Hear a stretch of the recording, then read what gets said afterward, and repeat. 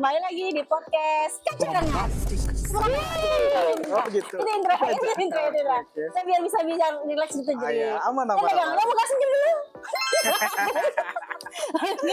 Oke, semuanya guys, kembali lagi di podcast Kacarengan. Untuk tema kita kali ini itu adalah tentang pemeriksaan badan usaha. Pastinya Sobat JKN sudah tidak asing ya, udah sering juga lihat di mana-mana bapak-bapak yang pakai baju ini. Kalau bapak-bapak udah pakai baju ini, tandanya dia itu adalah petugas pemeriksa jatuhnya, pemeriksa kan, petugas pemeriksa khususnya untuk di badan usaha ya. Jadi khususnya untuk di badan usaha. Jadi sebelum kita mulai, tak kenal maka tak sayang. Betul. Cakep lah. Cakep. Oh, kirain kan? Kamu Bukan. Ya udah. Jadi dia tak kenal maka tak sayang, maka kita perkenalan diri dulu kali ya. Boleh. Dengan bintang tamu kita ini. Boleh perkenalan diri dulu? Boleh. Bapak pemeriksa badan usaha kita. Mulai dari apa? Dari nol ya Pak. Isi SPB. Isi bensin. Apa panggilannya? Sobat JKN. Oh, Sobat JKN. Halo Sobat JKN, nama saya Fajri. Saya di sini sebagai RO di kantor cabang Rengat. Apalagi? Kerjaan sehari-hari Fajri misalnya? Untuk yang singkat saja. Singkat saja. Ya, kalau mungkin untuk hari-hari saya lebih banyak berhubungan sama badan usaha ya. Jadi menjalin komunikasi yang baik dengan badan usaha. Gitu sih. Jadi untuk tema podcast kita kali ini kan pemeriksaan badan usaha, jadi cocok lah ya. Jadi ya karena sudah sering bersinggungan dengan badan usaha ya. Ya, sesering itulah. Sesering itulah. Jadi serutin itulah sehari-harinya punya badan usaha ya. Betul. Nah, jadi kita tuh sebenarnya tuh pengen tahu dulu kan yang termasuk kayak mana ya, badan usaha ini sendiri itu berarti dalam lingkup yang wilayah kerja Kacarengan aja ya, atau yang gimana? Kalau untuk di Kacarengan memang wilayah kerjanya kan kita ada 3 ya. Ada Indragiri Hilir, Indragiri Hulu, dan Kuantan Singingi. Jadi untuk yang khususnya Fajri itu sekarang ditempatkan untuk wilayah kerja Indragiri Hilir saja. Oke. Jadi kita kan ada 3, dalam satu tim ada 3 orang. Ada Pak Willy, Pak Tio, dan saya sendiri Pak Ji. Yang untuk Indragiri Hulu itu dipegang sama Pak Tio, dan Kuantan Singingi dipegang sama Pak Willy. Oke, berarti Sobat JKN kalau misalnya Sobat JKN memiliki usaha lah jatuhnya ya. Betul. Memiliki usaha untuk yang di Inhu, berarti Indragiri Hulu, berarti itu kalau Fajri Inhu ke Pak Tio. Pak Tio, berarti yang Fajri yang Inhil ya. Betul. Untuk Fajri berarti yang Indragiri Hilir, khusus yang untuk Inhil itu ke Fajri. Makanya sering juga Sobat JKN dengar nama Pak Fajri lah istilahnya kalau untuk Indragiri Hilir dan sekitarnya. Iya, insya Allah. Ya.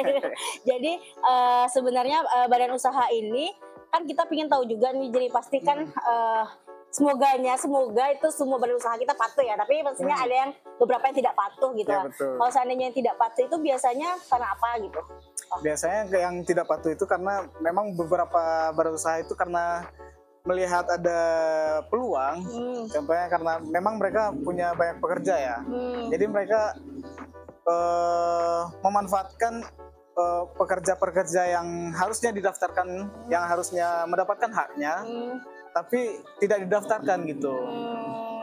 Karena dengan alibinya cuman sementara, cuman buruh harian gitu kan. Tapi memang ya buruh harian, cuman kan mereka juga punya hak untuk mendapatkan jaminan sosial mereka gitu. Benar. Berarti Sobat JKN kayak gini contohnya itu kayak misalnya berarti yang kalau misalnya kita karena berhubung Riau ini terkenal akan sawit lah ya kalau kita contohkan ya. Kalau misalnya kan perusahaan-perusahaan sawit itu pasti banyak yang pekerjanya itu upahnya cuma di harian gitu ya. Nah, yang upah harian ini pekerja harian lepas namanya ya. Pekerja harian lepas ini sebenarnya badan usahanya ini wajib untuk mendaftarkan karena itu merupakan hak dia sebagai pekerja. Nah, jadi kebanyakan yang ketika dilakukan pemeriksaan ditemukan itulah berarti ditemukan jadi ya. Beberapa pekerja, bukan beberapa sih, bahkan banyak, bahkan sampai ratusan, ribuan gitu pekerja yang tidak didaftarkan. Itu sih. Berarti ketika dilakukan pemeriksaan ternyata banyak pekerja lah jatuhnya kita bilang ya, pekerja yang harusnya dia itu terdaftar di BPJS Kesehatan, ditanggung oleh perusahaannya, tapi ternyata tidak didaftarkan seperti itu. Oke. Nah, kalau misalnya seandainya seperti itu yang terjadi, tindakan apa yang akan dilakukan oleh Apa jadi contoh-contoh yang lain? Memang biasanya kita temukan di waktu pemeriksaan ya. Di pemeriksaan itu kita langsung bukan eksekusi sih, tapi kita konfirmasi dulu dengan PIC-nya, kita komunikasikan. Memang kita mempertegas bahwa mereka punya hak untuk mendapatkan jaminan sosial ini. Jadi langsung kita daftarkan pastinya. Gimana pun kita juga memperjuangkan hak para pekerja. Pastikan para pekerja mendapatkan haknya, jaminan sosialnya gitu kan. Jadi kita diskusikan lah sama PIC-nya.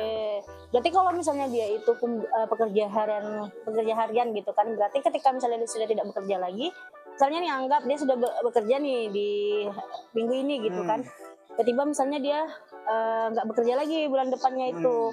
Nah itu tuh apakah dia tetap akan terdaftar kah atau gimana? Jadi untuk pekerja yang misalnya sudah didaftarkan 1 bulan, di bulan depan kan mereka masih aktif tuh. Jadi dari PIC Badan Usaha, jika memang pekerja ini tidak bekerja lagi atau masih bekerja tapi nggak nentu harinya gitu kan, itu tetap didaftarkan aja. Tapi kalau memang yang misalnya sudah tidak bekerja lagi, yang pekerja yang sudah mendapatkan pekerjaan lain, bisa diajukan penonaktifan. Oh gitu. Berarti sebenarnya Badan Usahanya nggak perlu khawatir gitu ya, karena dia tidak akan selamanya juga kan terdaftar di sana ya. Bukan berarti dia jadi selamanya sampai dia seumur hidup tanggungan usahanya itu bukan berarti ya. Jadi kalau misalnya seandainya pekerjanya memang sudah tidak bekerja lagi, bisa diajukan untuk penonaktifan kepesertaannya seperti itu ya. Berarti udah nggak ditanggung lagi sama pekerjaannya gitu ya. Oke. Nah juga pengen tahu kalau misalnya pemeriksaan badan usaha itu sebenarnya dilakukan berapa kali gitu dalam setahun? Kalau untuk pemeriksaan kita pastinya tiap bulan pasti melakukan pemeriksaan. Tiap bulan. Cuman untuk satu badan usaha itu 1 kali dalam 1 tahun pasti mendapatkan jadwalnya. Oh, seperti itu. Berarti dia sebenarnya rutin ya untuk prosesnya. Berarti diundang gitu ya PIC? Diundang. Kita biasanya lakukan pemeriksaan di kantor. Pastinya di kantor sih. Mau tanya juga kalau misalnya seperti itu, ada nggak salah satu badan usaha yang status kepesertaannya memang sudah tidak aktif gitu? Apakah pernah terjadi gitu di pernah yang kayak misalnya baru saya udah tutup VA atau lapse biasanya kita katakan berarti lapse udah valid ya, udah nggak ini lagi ya, bangkrut lah jatuhnya kasarnya ya, udah tutup lah badan usahanya, nggak jalan lagi kan. Itu biasanya memang sebelum lapse kita lakukan pemeriksaan dulu. Biasanya untuk pemeriksaan yang kasus seperti itu bukan dari RO sih, lebihnya ke petugas pemeriksa. Ya, petugas pemeriksa itu. Berarti di bagian PKP lah. Berarti jadi Sobat JKN, kalau BPJS Kesehatan itu dia itu ada sinergi ya antara satu bidang ke bidang yang lainnya gitu. Jadi untuk menentukan apakah memverifikasi lah jatuhnya bahasa kita ya. Memverifikasi bahwasannya badan usaha ini sudah bisa dinyatakan BULEPS gitu ya, BULEPS gitu kan, dinyatakan tutup. Itu berarti dari ini ya dulu ya, dari bagian pemeriksaan BPKP ya. Kalau memang seandainya dia memang sudah dinyatakan itu, baru nanti yang bagian kepesertaannya bagian Fajri untuk menutup VA-nya gitu ya. Oke, berarti kalau misalnya bagian Fajri ini khusus untuk pesertaannya ya berarti. Kepesertaan ya, kayak registrasinya, registrasi badan usaha, registrasi pesertanya. Jadi itu. Oke, berarti kalau misalnya dia menunggak gitu kan, ada banyak juga tuh kayak misalnya perusahaan, karena kan VA ini kan setiap bulannya kan dibayarkan rutin sama badan usahanya kan. Nah kalau seandainya dia menunggak, apakah misalnya pekerjanya pingin berobat nih, apakah itu tetap bisa digunakan, nanti ditanggung oleh perusahaannya kayak rembes gitu atau gimana? Untuk status badan usaha menunggak itu kepesertaannya nggak bisa dipakai. Jadi memang tanggung jawab badan usaha lah untuk membayarkan iurannya kan. Kita kan juga memberikan batas bayar iuran sampai tanggal 10 selalu tiap awal bulan kan. Gitu. Oh gitu. Berarti kalau seandainya dia sempat menunggak, otomatis dia itu nonaktif lah status perusahaannya nonaktif ya. statusnya. Nanti kalau misalnya apakah dia sama nggak dengan peserta mandiri? Kayak peserta mandiri kan kita tahu nih, kalau seandainya dia menunggak, terus habis itu dibayarnya kan langsung aktif. Tapi ketika dia pakai untuk berobat, nanti dia itu akan ada denda pelayanannya. Apakah sama seperti itu juga untuk yang untuk badan usaha? Tentunya ya masih sama lah ya, pasti ada denda pelayanan juga. Tapi biasanya untuk yang menunggak itu akan aktif 1 kali 24 jam, tapi bukan setelah dibayar langsung aktif ya. Oh bukan. Tapi dalam 1 kali 24 jam pasti aktif. Berarti kalau misalnya badan usahanya dia sempat menunggak, habis itu pekerjanya mau pakai untuk berobat, nanti dia pasti akan muncul dari rumah sakitnya tuh ya, berarti denda pelayanan kos dirawat inap gitu ya. Berarti perlakuannya itu sebenarnya sama ya dengan pekerja mandiri. Pekerja mandiri kan seperti itu ya. Kita enggak, berarti dia denda pelayanannya seperti itu kan. Berarti dia kayak gitu juga berarti sama ya berarti ya. Oke. Kalau misalnya nih kan udah dilakukan pemeriksaan, udah diapa segala macam, terus ternyata dikasih tahu nih kan sama PIC-nya kalau Pak ini harusnya kayak gini nih, kayak gini. Kan harapan kita kan setelah pemeriksaan itu mereka ada perubahan nih, tidak aja diikutin lah gitu yang kita minta gitu kan, sesuai dengan aturan yang berlaku gitu kan. Seandainya mereka tidak melakukan itu, apa yang akan terjadi? Gimana tadi? Misalnya dia nih udah wajib periksa nih kan, terus habis itu dia sampaikan lah, Pak ini nih pekerjaannya harus didaftarkan nih Pak, terus harusnya upahnya itu segini Pak, ini macam udah dibilang lah nih sama PIC-nya. Terus PIC-nya nih ya tapi tidak dilakukannya, tidak dilaporkan ini yang melakukan terjadi. Jadi setelah pemeriksaan kita pasti ada tindak lanjutnya ya. Jika PIC-nya tidak menindaklanjuti hasil pemeriksaan kita, itu biasanya kita berikan surat teguran pertama dulu. Setelah itu teguran pertama tidak ditindaklanjuti, baru dilanjutkan dengan surat teguran kedua. Setelah itu kalau memang tidak ditindaklanjuti lagi, biasanya ada denda sanksi administrasi. Berarti sanksi administrasi itu bisa berupa apa? Biasanya sanksi administrasi itu seperti tidak mendapatkan pelayanan publik, Kak. Contoh dicabutnya surat izin berusahanya.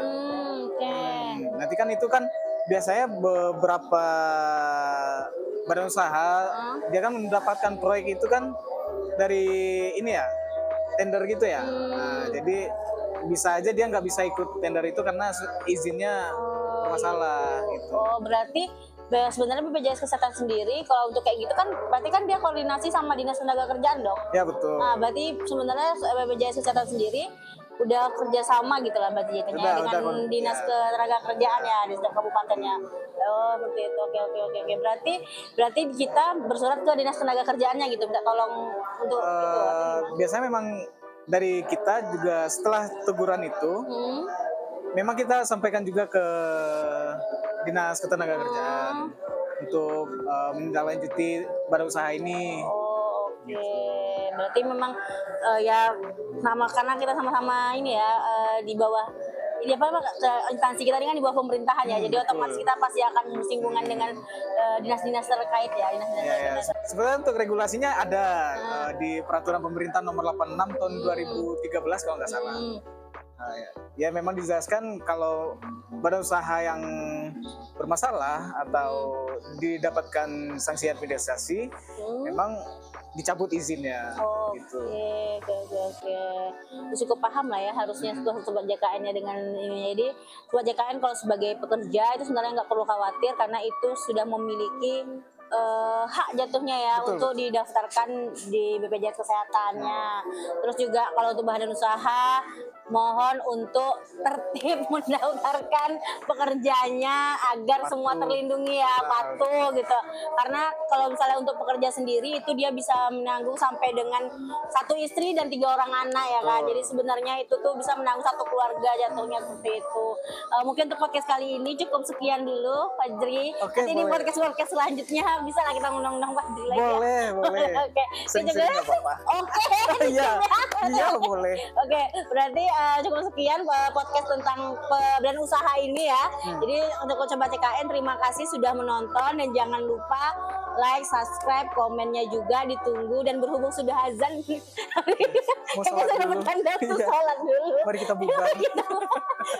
Sekian Sobat CKN terima kasih. Sampai ketemu lagi. Dah.